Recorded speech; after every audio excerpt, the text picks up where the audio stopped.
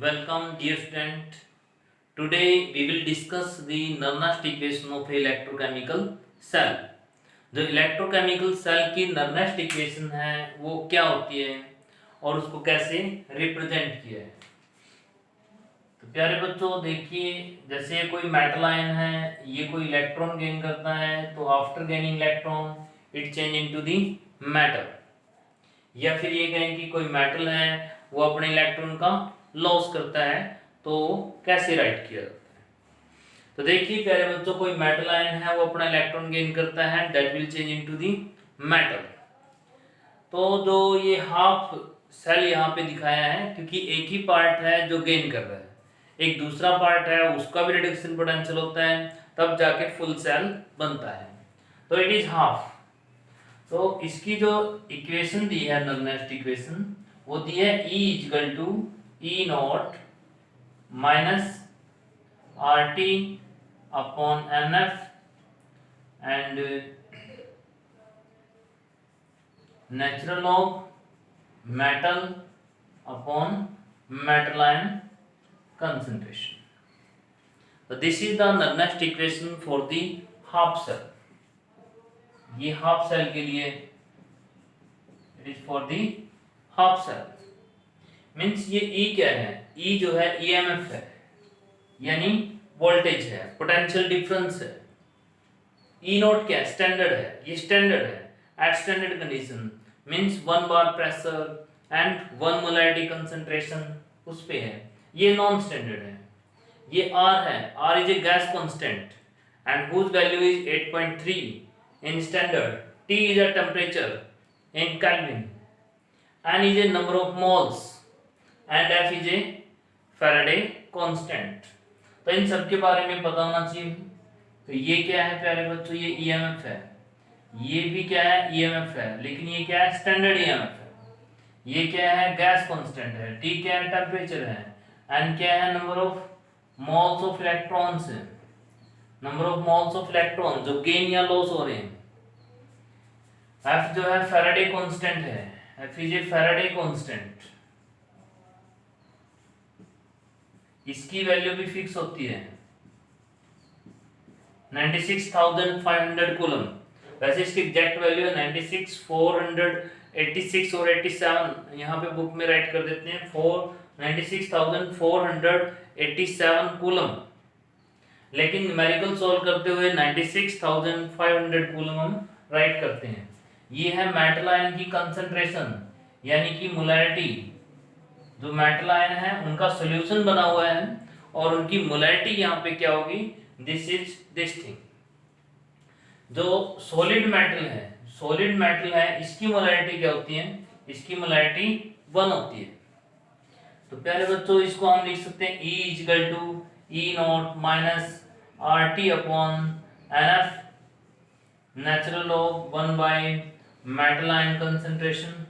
तो this is Nernst equation for the half cell, क्योंकि जो प्योर सॉलिड होते हैं उनकी मोलैरिटी 1 ली जाती है, तो ये बन जाता है नर्नेस्ट इक्वेशन फॉर हाफ सेल। अब इसमें ये भी है कि ये भी कांस्टेंट, ये सब कांस्टेंट हैं। अगर इन कांस्टेंट की हम वैल्यू पुट कर दें, नेचुरल लॉग की जगह लॉग राइट कर दें, तो ये इक्वेशन मॉडिफाई हो जाती है। E equal to E naught minus 0.059 divide में n यहाँ पे नंबर ऑफ मोल्स हैं। अगर 1 इलेक्ट्रॉन है तो 1 इलेक्ट्रॉन, 2 गेन हो रहे हैं तो 2 इलेक्ट्रॉन, वी कैन राइट 4। अगर 1 है तो इसकी वैल्यू 1 ही है, we will not write log 1 by metal ion concentration. तो जब न्यूमेरिकल सोल्व करते हैं तो प्यारे बच्चों R T और F की वैल्यू हम यहाँ पे ऑलरेडी पुट करके इस इक्वेशन को यूज करते हैं। तो जो ये इक्वेशन है ये हमारी हाफ सेल है।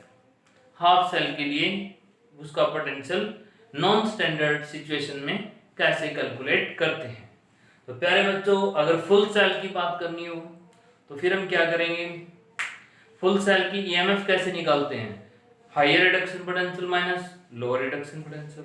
तो यहाँ पे भी ऐसे ही करेंगे, दो हाफ सेल की इक्वेशन लिखेंगे और हायर में से लोअर वाले को सब्ट्रैक्ट कर देंगे, और तो जो आंसर आएगा that will be for the full cell Nernst equation. तो हम इसका फुल सेल का अब डेरिवेशन करते हैं। तो प्यारे बच्चों देखो, तो देखिए प्यारे बच्चों, अगर हमें दो हाफ सेल का जो है रिडक्शन पोटेंशियल निकालना है, यानी फुल सेल जब बन जाता है, तो ये देखिए ये मेरी एक हाफ सेल के लिए रिएक्शन है, यानी इक्वेशन है, E equal to E naught minus R T natural log 1 by copper है। ये कॉपर हाफ सेल है, it is for zinc half cell. ये मेरा दूसरा हाफ सेल है। इसका रिडक्शन पोटेंशियल हाई होता है एज वी नो 0.34, इसका लोअर होता है। तो ईएमएफ कैसे निकालते हैं? तो ईएमएफ निकालते हैं वो higher reduction potential minus lower reduction potential. हम ये भी कह देते हैं कि cathode minus anode, reduction potential of cathode minus potential of anode. तो प्यारे बच्चों इस तरीके से हम इसको सॉल्व कर सकते हैं। यानी पहले हम ये इक्वेशन लिखेंगे, this equation minus this equation. देखिए हायर माइनस लोअर, तो ये माइनस ये, तो इसमें से क्या होगा, इसमें से ये सब्ट्रैक्ट हो जाएगा, तो पोटेंशियल माइनस पोटेंशियल एक नया पोटेंशियल आ जाएगा, यानी कि ये पोटेंशियल होगा फुल सेल का पोटेंशियल, दिस माइनस दिस। अगर ये हाफ सेल का रिडक्शन पोटेंशियल माइनस ये हाफ सेल का रिडक्शन पोटेंशियल, तो एक नया स्टैंडर्ड रिडक्शन पोटेंशियल हमें यहां मिलेगा, जो कि कॉपर माइनस जिंक का होगा। जैसे कि अगर एग्जैक्ट वैल्यू दें तो 0.34 इसकी होती है, माइनस 0.76 इसकी होती है, तो इसको इसमें से हम सब्ट्रैक्ट कर लेते हैं। तो फिर क्या है बच्चों आगे, दिस माइनस दिस, यानी कि यहां जो हुआ ये कॉपर माइनस जिंक हमने किया। फिर आगे क्या फैक्टर है, दिस माइनस दिस, तो minus R T upon N F natural log 1 plus copper ion, minus में ये, अब माइनस की जगह क्या यूज करेंगे, प्लस साइन यूज कर लेंगे, क्योंकि माइनस में ये का मतलब है कि minus R T upon N F natural log 1 plus zinc ion concentration. तो अब इस इक्वेशन को अगर हम दोबारा से राइट करें प्यारे बच्चों, तो ये बन जाता है E equal to E naught, ये स्टैंडर्ड माइनस स्टैंडर्ड हो गया। तो आगे ये माइनस माइनस क्या बन गया है, प्लस बन गया है। तो मैं इस प्लस वाले फैक्टर को पहले लिखूं, माइनस वाले को बाद में भी लिख सकता हूं। ये प्लस में बन गया है और ये माइनस में। तो मैं क्या करता हूं, यहाँ पे R T upon N F common ले लेता हूं, plus R T by N F मैंने कॉमन ले लिया है। अच्छा पहले मैं इसको राइट कर लेता हूँ, फिर माइनस वाले को राइट कर देता हूँ।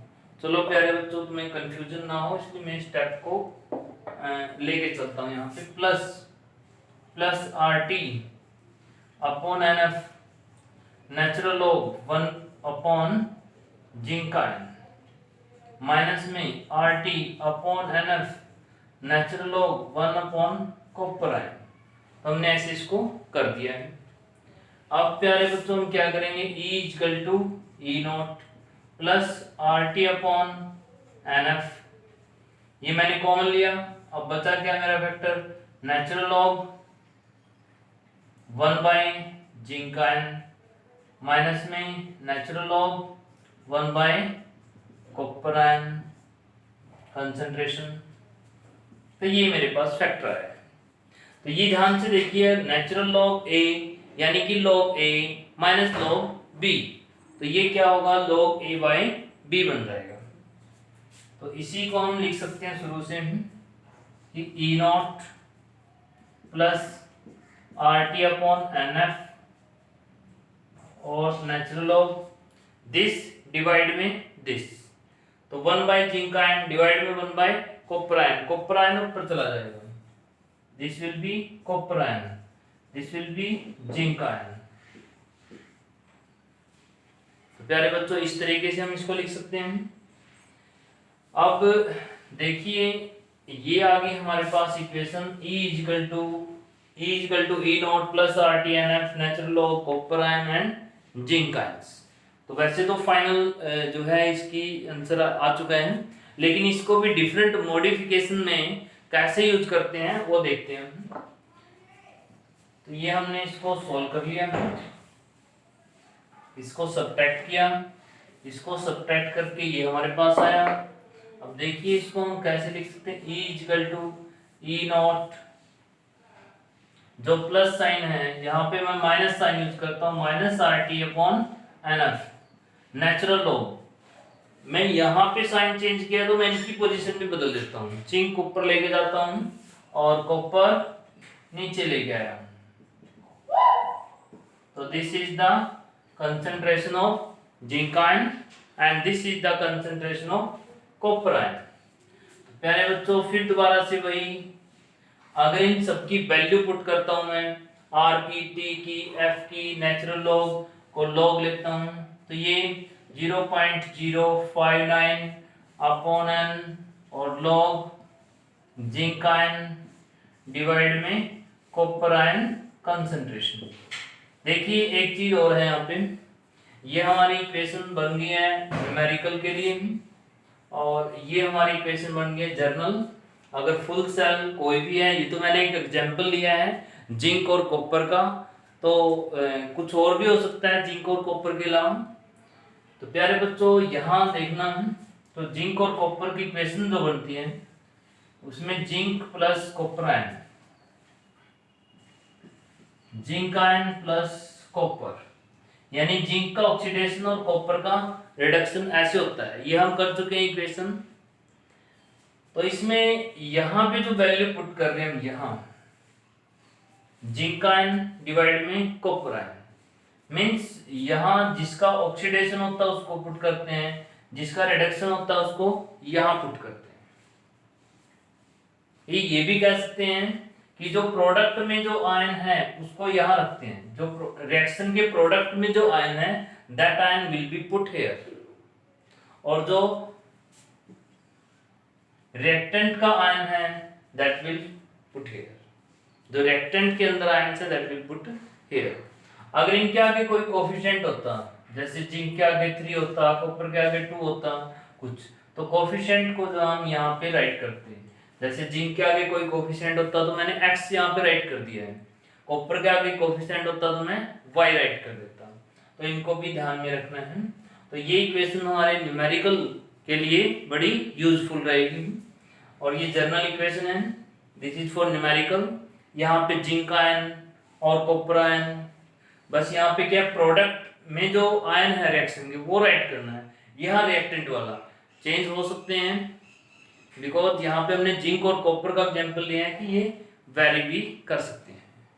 तो प्यारे बच्चों अब हम इसके ऊपर जो है एक न्यूमेरिकल सोल्व करके देखते हैं। तो प्यारे बच्चों देखिए एक बड़ा अच्छा एग्जांपल है, ये एनसीईआरटी का एग्जांपल है तुम्हारा, magnesium plus 2 silver ion, magnesium and silver, ये इक्वेशन है, magnesium silver, magnesium and silver. तो सिल्वर का यहाँ पे रिडक्शन हुआ है और मैग्नीशियम का यहाँ पे ऑक्सीडेशन हुआ है। तो प्यारे बच्चों यहाँ पे क्लियर है कि एक का रिडक्शन दूसरे का ऑक्सीडेशन, यानी कि एक रेडॉक्स रिएक्शन है। और इसकी नर्नेस्ट इक्वेशन हम क्या यूज करेंगे, देखिए E equal to E naught minus 0.059 upon N और लॉग यहाँ पे जो प्रोडक्ट है और यहाँ पे जो रिएक्टेंट है। प्रोडक्ट का आयन क्या है, मैग्नीशियम Mg+2, रिएक्टेंट का आयन क्या है, सिल्वर +1।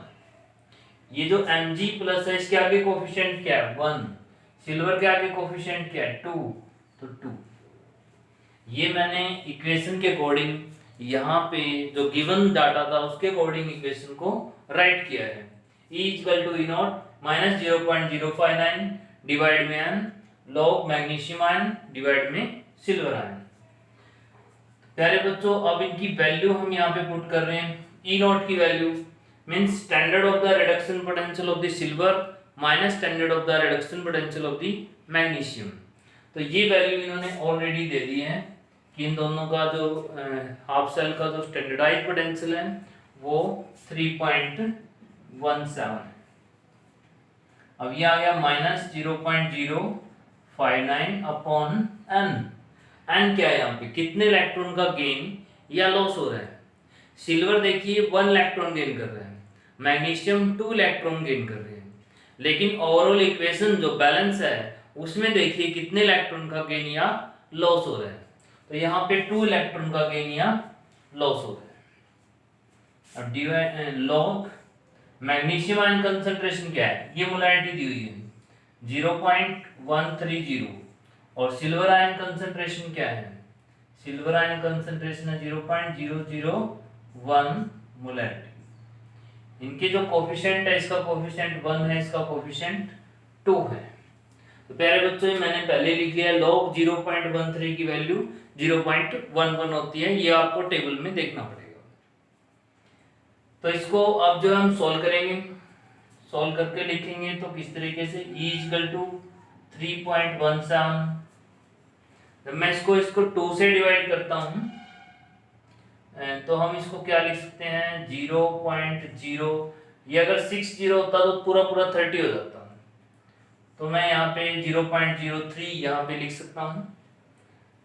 तो आगे रहेगा हमारा log this factor and this factor, तो मैं इसको भी ऐसे लिख सकता हूं आगे कि log A minus log B, log A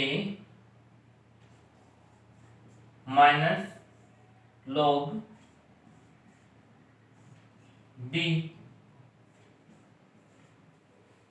this is the point log A minus log B, क्योंकि log A बाई B जो है log A minus log B हम उसको ऐसे राइट कर सकते हैं।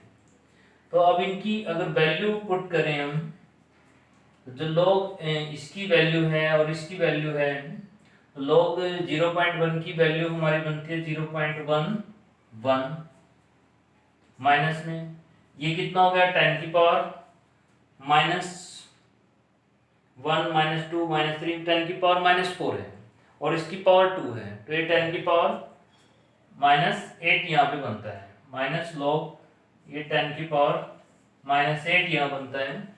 तो इसका लॉगरिथम क्या आएगा, तो जो माइनस की पावर होती है वो आगे आ जाती है, तो -8 जब आगे आएगा, -8 जब आगे आएगा तो ये प्लस का 8 बनेगा। तो यहाँ पे बना हमारे पास 0.11 plus 8 point this, so this is the log value here, and now what is the answer here, here the answer is 8.11। तो हमें यहाँ से सारा जो फैक्टर मिला वो मिला 8.11। अगर इसको हम मल्टीप्लाई करें अब 3.17 माइनस 0.03 और ये मिला था हमें 8.11। पहले बच्चों ये क्या मिला हमें 8.11। तो इसको इससे सॉल्व करेंगे और मल्टीप्लाई करेंगे। अगर मैं इस पॉइंट को हटाता हूं तो यहाँ पे 100 यहाँ राइट करेंगे, तो 8 को इससे मल्टीप्लाई करेंगे तो यहाँ पे क्या आंसर बनेगा 3 और 3 24.33 डिवाइड में 100। ये सिर्फ इतने फैक्टर के लिए मैंने किया है, इसको सोल्व करें तो ये फैक्टर यहाँ पे क्या बन गया, इसको ध्यान से देखें तो 0.24 डिवाइड में 100 है। तो कहने का मतलब ये जो फैक्टर है यहाँ पे ये इतना, ये 0.24 आ रहा है, तो मैं इसको लिख सकता हूँ E इक्वल टू, चलो इसको थोड़ा यहाँ लिख लेते हैं, E इक्वल टू 3.17 माइनस 0.24।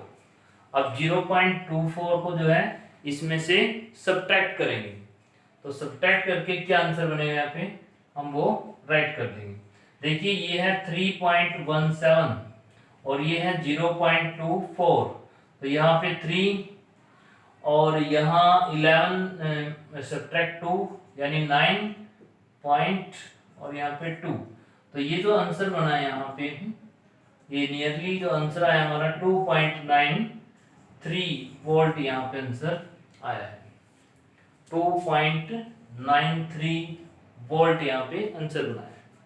तो थोड़ा बहुत इसमें वैरी हो सकता है, लोग की वैल्यू जो है थोड़ी बहुत वैरी होती है बुकों के अंदर, लेकिन कोई ज़्यादा डिफरेंस यहाँ पे नहीं बनेगा, क्योंकि जो इसका लॉग वैल्यू दी है हम उसको ऐसे भी सॉल्व कर सकते हैं, मीन्स डायरेक्ट वैल्यू पुट करके भी यहाँ पे लिख सकते हैं, और इसको ऐसे डिवाइड करके भी लिख सकते हैं।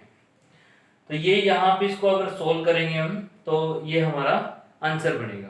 देखिए यहाँ पे 0 पॉइंट जो इनका मल्टीप्लाई आया था, मैंने वो 3 कैंसिल कर दिया था, और डायरेक्ट 0.24 मैंने रखा था यहाँ पे। तो जो मेरी अप्रोक्सीमेट वैल्यू आई है दैट इज 2.93 वोल्ट। तो इस तरीके से प्यारे बच्चों हम न्यूमेरिकल सोल्व कर सकते हैं। देखिए पहले अपना फॉर्मूला लिखिए, सिंपल वैल्यू पुट करिए, फिर जो लॉग होता है इसको सोल्व करिए अच्छे से। जैसे लॉग ए बी है तो लॉग ए माइनस लॉग बी राइट कर सकते हो तुम। एक और कर सकते हो, यहाँ पे इन दोनों को आपस में कट भी कर सकते हो, अगर ये कट हो रहे हैं कट करके फिर एक लॉग की वैल्यू आ जाएगी और उसको तुम सोल्व कर सकते हो। तो प्यारे बच्चों इस तरीके से हम लॉग के न्यूमेरिकल को सोल्व कर सकते हैं। तो आज इतना ही नेक्स्ट इक्वेशन और उसका एक यूज हमने किया। थैंक यू बेटा।